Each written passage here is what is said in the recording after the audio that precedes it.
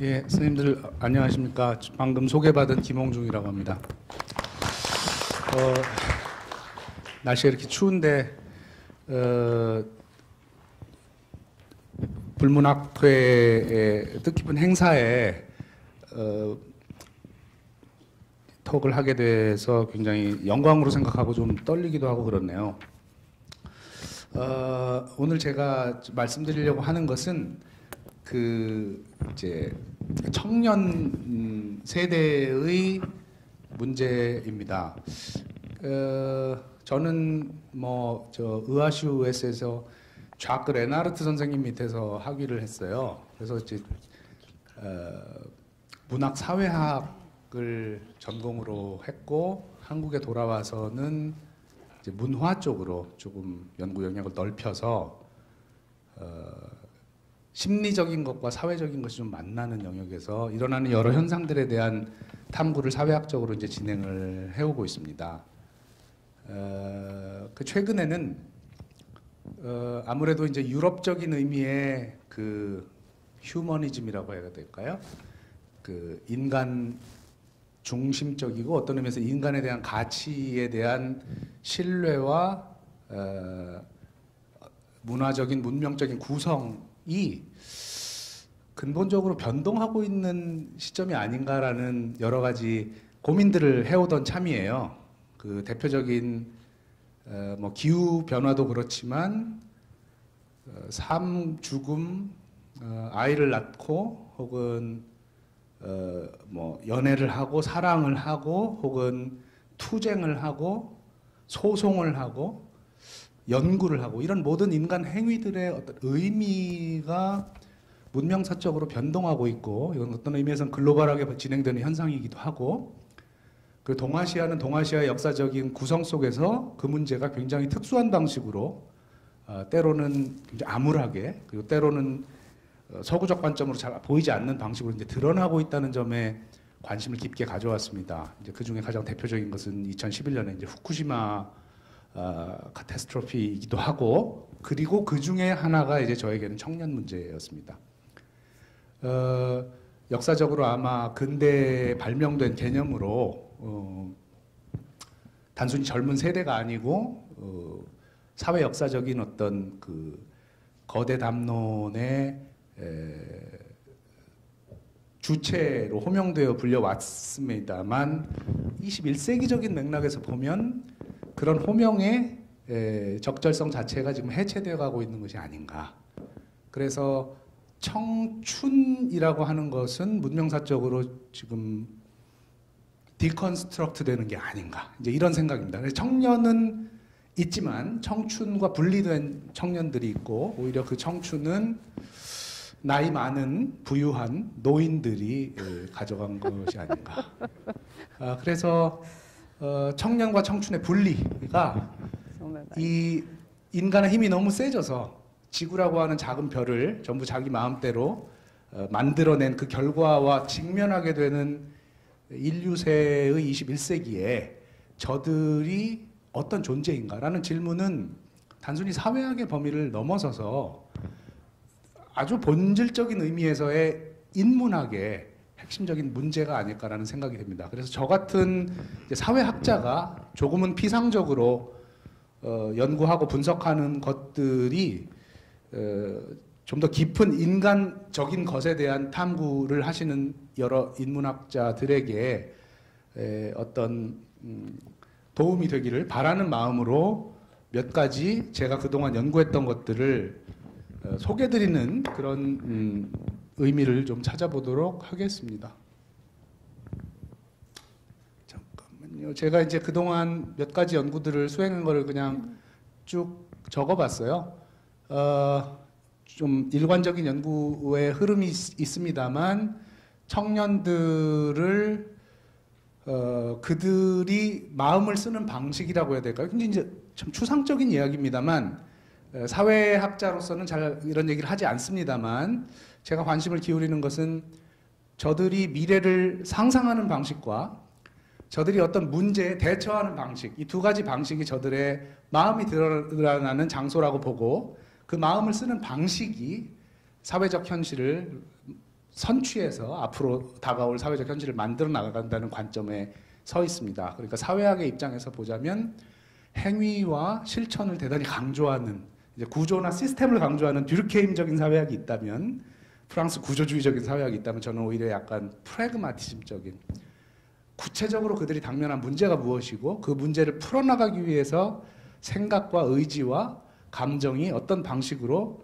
흘러가는가 그런 패턴들이 무엇인가 이런 관점에서 연구들을 수행했습니다. 동아시아에 지금 현재 뭐 글로벌하게 얘기하자면 더 많이 나올 수 있겠습니다만 유사한 세대 컨피규레이션이 발견이 됩니다.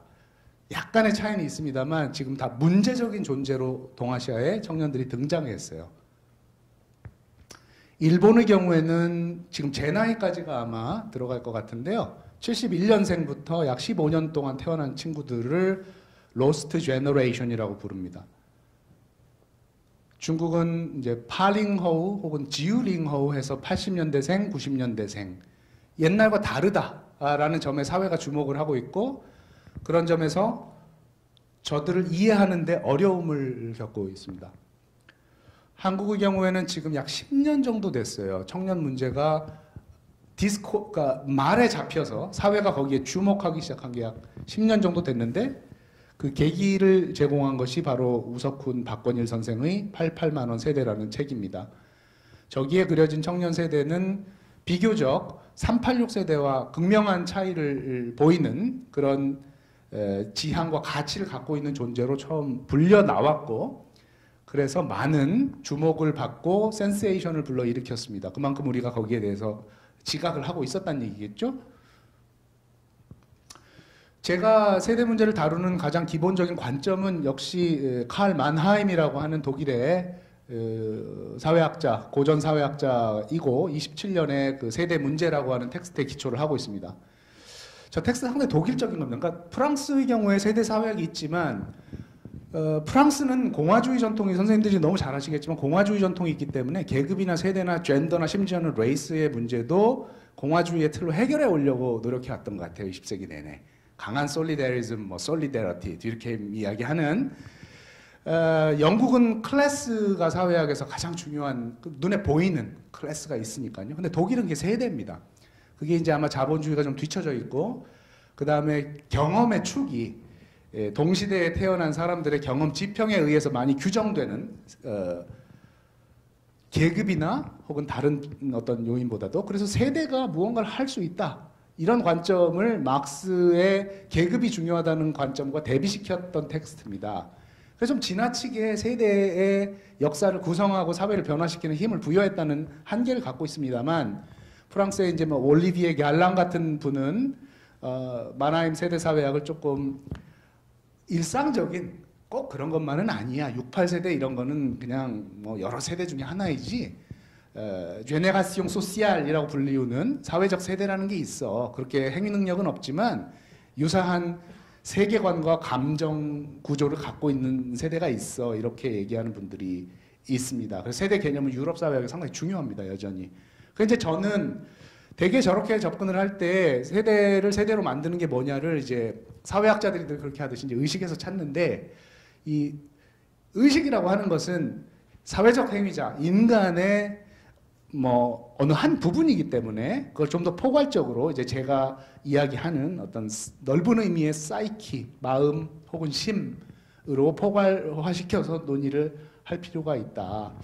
이제 제가 그동안 이론적으로 점검해 온 것은 사회적 행위자를 근본적으로 심적 행위자, 미국의 경제학이 얘기하듯이 계산 기계라고 보는 관점을 넘어서야 하는데 이미 많이 넘어섰습니다만 세 가지 관점으로 접근을 합니다. 행위 능력, 변화를 가져올 수 있는 능력을 마음이 부여할 때 그걸 저는 이제 사이코 에이전시라고 부릅니다. 저게 이제 제가 부르는 마음입니다.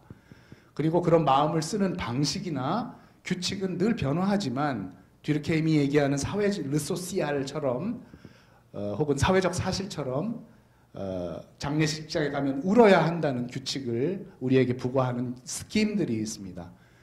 그리고 복합적인 저런 마음의 작동의 원리들을 규정하는 사회적 힘들이 어떤 아주앙스망을 이루고 있습니다. 거기에는 이데올로기도 있고 장치들도 있고 부르디유가 얘기하는 하비투스도 있을 것이고 카스토리아디스가 얘기하는 이매지너리도 있을 겁니다. 그런 것들이 강하게 연결되어 있다기보다는 하나의 아주앙스망을 이루면서 변화해가는, 그래서 마음을 움직이고 마음을 쓰는 어떤 에너지의 패턴들이 한 사회에 여러 소용돌이처럼 흐르고 있다.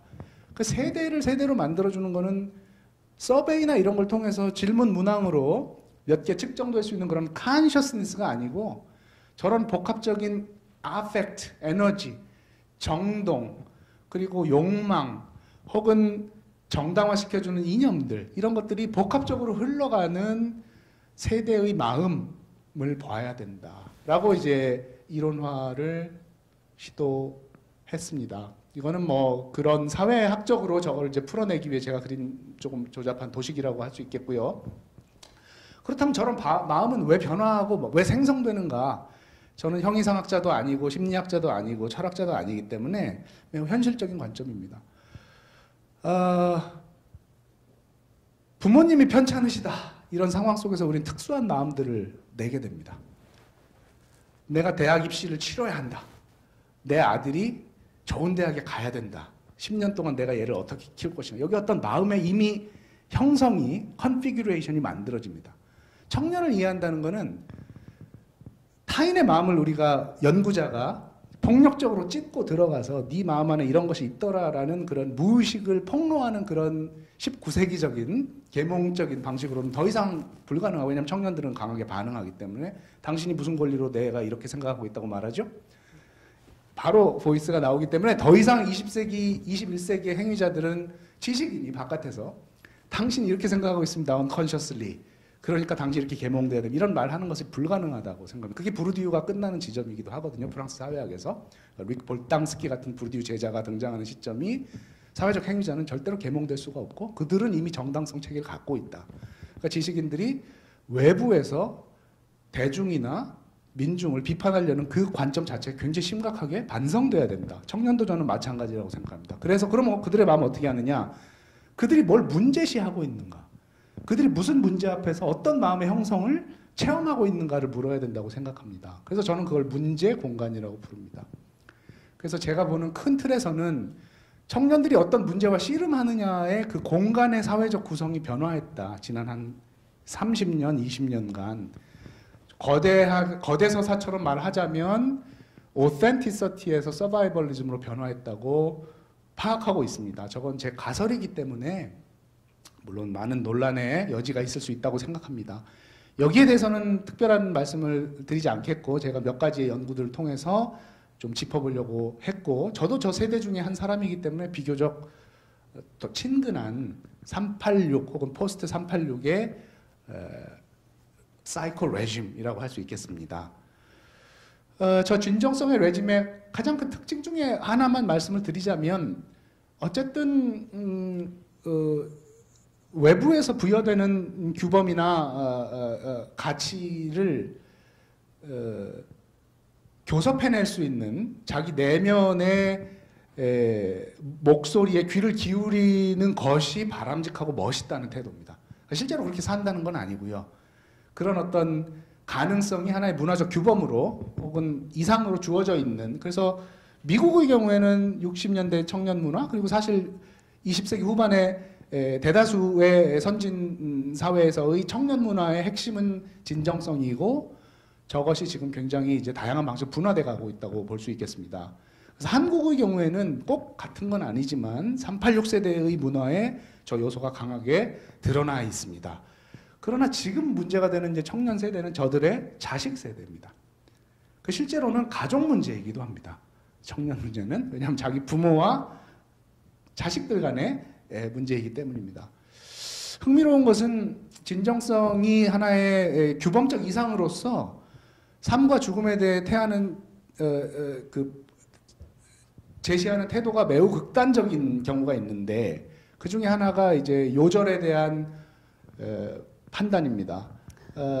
성화시켜서, 왜냐하면 나이가 들면 진정하기가 굉장히 어려워지잖아요. 그리고 일상적인 삶에 김수영 씨에 나오는 것처럼 여러 가지 이제 번뇌한 이런 일들에 휘말리면 고고한 진정한 자아를 유지해내기가 사실 어렵기 때문에 진정성의 대부분의 이 성자들은 이제 20대나 30대 초반에 요절한 분들, 그래서 더 이상 타락할 가능성이 없이 박탈된 영원한 그런 아름다움 속에 남아있는 저런 분들입니다. 그게 사실은 저는 이제 87년 체제의 열사들의 상징적 아우라와 문화적인 영역에서의 저런 요절자들의 상징적 아우라가 사실은 뿌리가 진정성이라고 하는 사이코 레짐에서부터 나온다고 이제 이야기를 한 바가 있습니다. 그런데 저 진정성 레짐은 결국 한국의 민주화와 연결이 돼 있었고 방대한 영역에서 자신들의 행위 능력을 신장시켜 나가던 386 세대의 확장과 연결이 돼 있었는데 아쉽게도 한국 사회는 1997년에 제가 좀 빨리 해야 되겠네요. 1997년에 대규모 경제 위기를 겪으면서 사회 구조적으로 진정성을 청년들이 관리하고 유지해 나가면서 자신이 되는 그런 과정에 장애가 생겼습니다. 구체적으로 들어가면 여러 이야기를 할 수 있겠지만 문제 구조가 바뀌었습니다.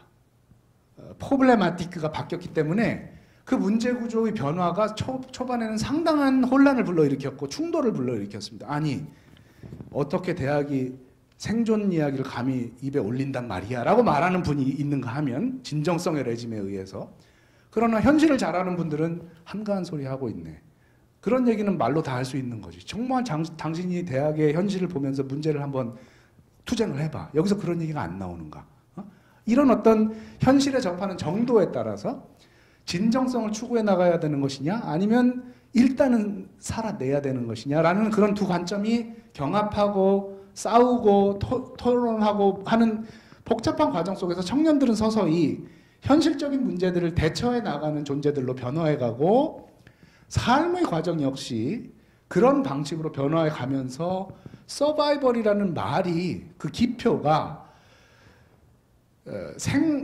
연명이라는 의미로부터 삶의 여러 가지 형태들 속으로 스며들어오면서 확장되기 시작을 합니다.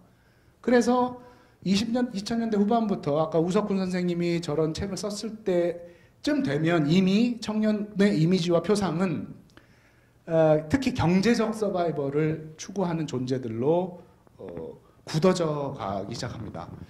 뭐 구체적인 연관성을 따지면 더 탐구가 필요하지만 이러한 우리를 둘러싼 환경 전체에 스며들어가 있는 저 서바이벌이라고 하는 세팅, 이것은 뭐 너무나 막강해서 미디어의 경우에는 더 이상 우리가 여기에 대해서 깊이 논의할 필요를 느끼지조차 못하는 경우가 좀 있겠습니다. 그래서 이제 저는 서바이벌리즘을 뭐라고 구정을 하냐면 뭐 단순하게 얘기하면 개인의 인생에서, 그래서 개인의 가족을 넣을 수도 있고요, 학과를 넣을 수도 있고요, 학문을 넣을 수도 있겠습니다. 뭐 사회학에 살아남아야 된다, 어떻게 해야 되느냐를 얘기를 할 수도 있겠고요. 가장 중요한 문제가 무엇이냐를 어쨌든 서바이벌 하는 것으로 보는 마음의 레짐이다. 그래서 사회학자 중엔 크리스토퍼 레슈라는 분이 이미 70, 80년대 미국 문화의 저런 어떤 팽배한 서바이벌리즘을 비판적으로 본 적이 있고요.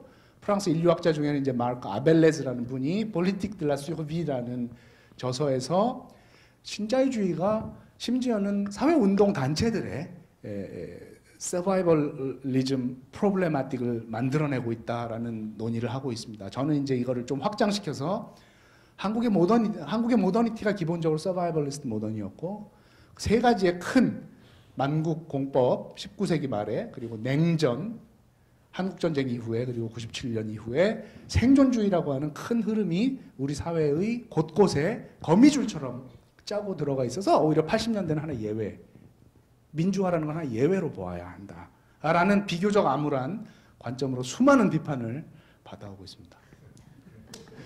서바이벌리즘의 이미지너리는 매우 단순합니다. 그 마켓과 스포츠입니다. 왜냐하면 저기는 공정하다는 생각이, 신화가 있고요.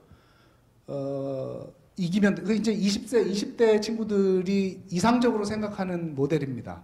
공정한 게임의 룰을 만들어주세요, 선생님. 이상한 애들, 부정이득 하는 애들 처벌해 주세요.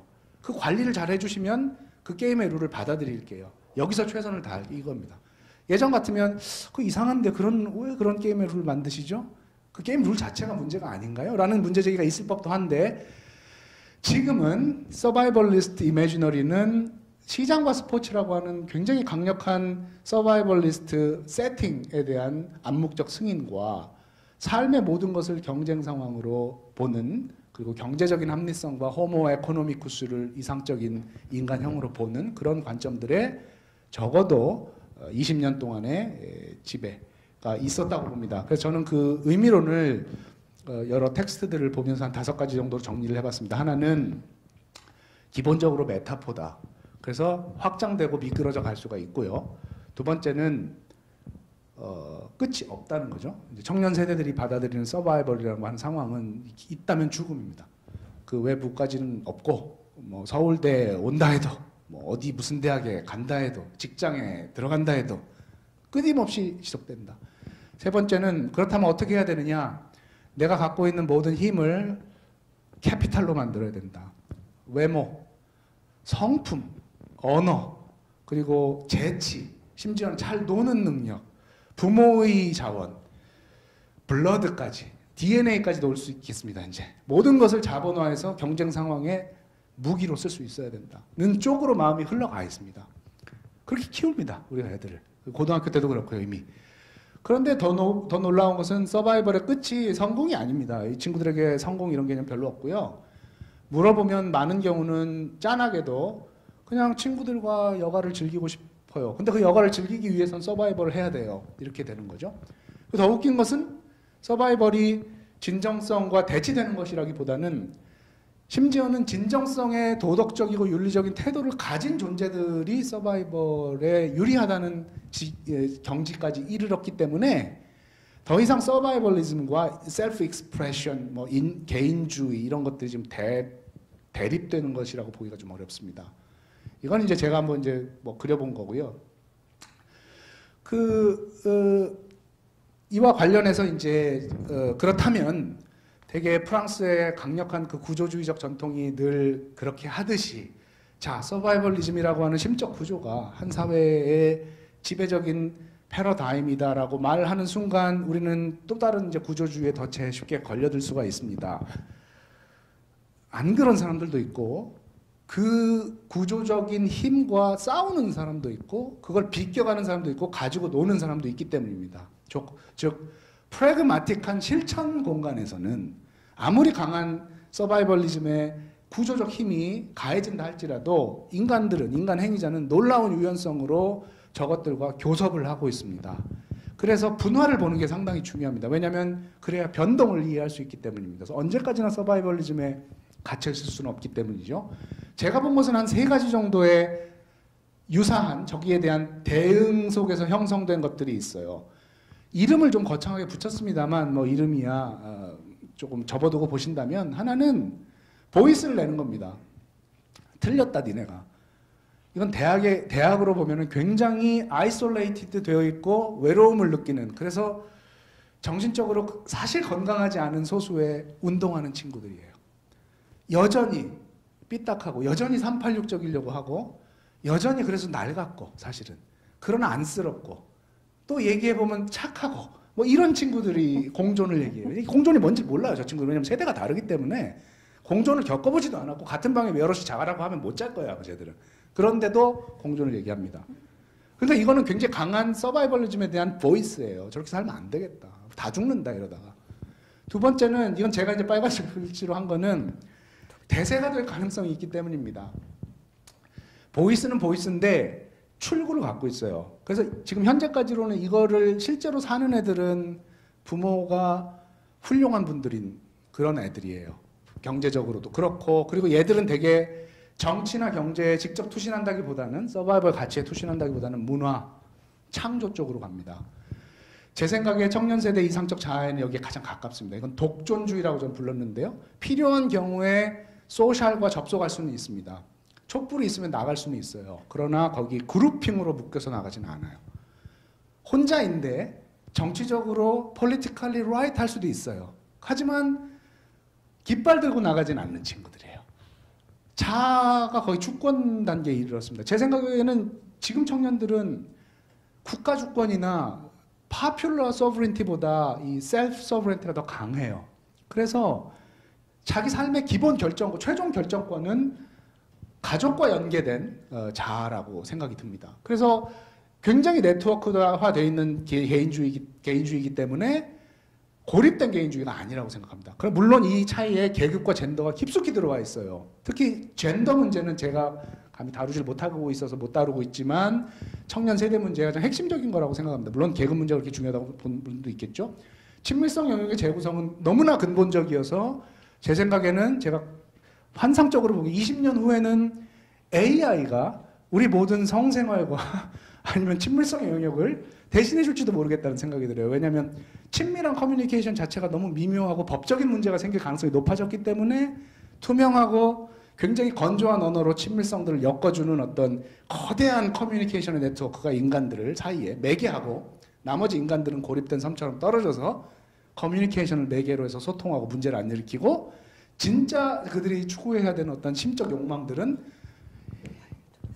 동물, 기계, 사물 등의 거대한 액터 네트워크 속에서 안전하면서도 자유로운 어떤 영역들을 만들어 나갈 거라고 저는 생각합니다. 이게 새로운 소셜을 만들 거라고 생각해요.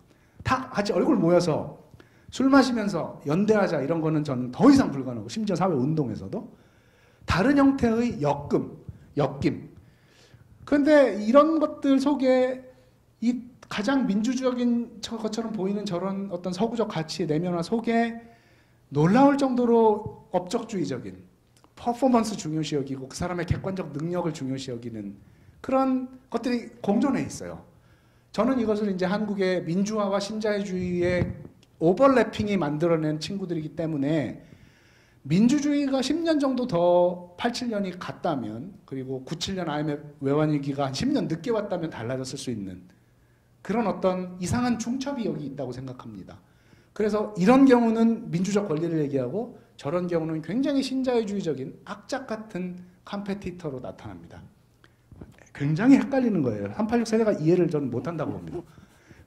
얘들에게 가장 그 맹점에 있는 존재들이 50대 남성입니다.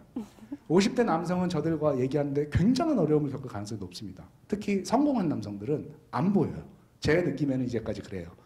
그래서 왜 이들이 중요하냐면 단순히 한 그룹으로 중요하다기보다는 미래 사회가 이들 안에 지금 녹아와 있어요. 그게 좋은 건지 나쁜 건지 모르겠어요. 저는 이제 마지막으로는 탈존이란 말은 철학적으로 검증돼야 되는 말이지만 그냥 영어로 그냥 꺼지고 싶다는 주의라고 생각하는데요. 그냥 나가고 싶은 거예요. 사라지고 싶은 거. 저는 이것도 상당한 심적 동력으로 있다고 생각합니다. 뭐 이건 뭐 필요해서 쓴 거고요. 그래서 이제 제가 마지막으로 짧게 전체적인 저기를 얘기를 하자면 저는 이렇게 봅니다. 문명적으로 소멸하고 있다. 더 이상 거기 이렇게 애착을 가질 수 없는 뭐 연금술이 소멸했듯이 과학의 영역에서 청춘 청년이라는 개념도 아마 소멸할 것이다. 우리가 인생을 살아가는 방식이 변하면서 두 번째는 청년 세대를 타자라고 봐야 됩니다. 내가 가서 얘기할 수 있는 존재, 내 말을 들을 수 있는 존재 전혀 아니에요. 이거 특히 조심해야 된다고 생각합니다. 성공한 남성 지식인은 20대 문제 이해를 못한다고 봅니다. 저는. 이게 이제 한국의 남성 지식인의 한계라고 생각하고요. 세 번째는 청년 세대는 자기에 대해서 어설프게 재현하려고 하는 것을 가장 굉장히 강하게 거부합니다. 왜냐하면 얘들이 많이 배웠기 때문에 연구자들이 자기들에 대해서 저처럼 잘못 연구하고 니네가 이런 애들이라고 말하는 것에 대해서 어떻게 반응하는지에 대해서 지난 10여 년간 학습을 해왔어요. 그래서 이 부분이 상당히 놀라운 점이기도 하고요. 그리고 복잡한 교차성이 있다. 그리고 그러나 생존주의적 통치성이 어떻게 변형 지속될지 여기에 대해서 좀 더 세밀한 연구가 필요하다. 그리고 이제 제가 최근에 하는 작업은 결국 이 미래를 어떻게 만드느냐인데 전체적으로는 미래를 만들어 나가려는 그 꿈의 강도 자체가 약화되고 있는 건 사실입니다만 그리고 평범한 미래를 꿈꾸게 되고 이 인류세가 가져올 파국에 대해서 공유된 감수성이 있어요. 그래서 세계가 이미 끝났거나 끝나가고 있다고 판단하는 감수성이 훨씬 높아요. 그리고 저는 이런 것이 오히려 그들의 윤리 가능성이 있다고 생각합니다.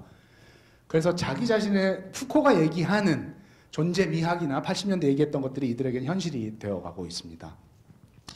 그래서 저로서는 더 관심이 있는 것은 이들이 만드는 소셜이라고 하는 것이 듀르케임적인 소셜도 아니고 무슨 뭐 마르크스적인 소셜도 아닌 어떻게 보면 브루노 라뚜르 같은 소셜, 약간 다른 비인간 행위자들과 엮여져서 어딘가에 플러그인 됐다가 플러그 아웃되는 자유로운 접속 가능성의 소셜에 가까워지는 것 같다. 그래서 다른 세계가 저들에 의해서 아마 만들어지지 않을 것인가. 그래서 결코 너무 쉽게 긍정적이거나 부정적인 판단을 내리는 것은 조금 섣부르고 무엇보다도 정밀한 관찰이 필요한 그런 대상으로 사료가 된다고 말씀을 드릴 수 있겠습니다. 제가 시간 관리 어떻게 했는지 잘 모르겠습니다. 저 여기서 마치도록 하겠습니다.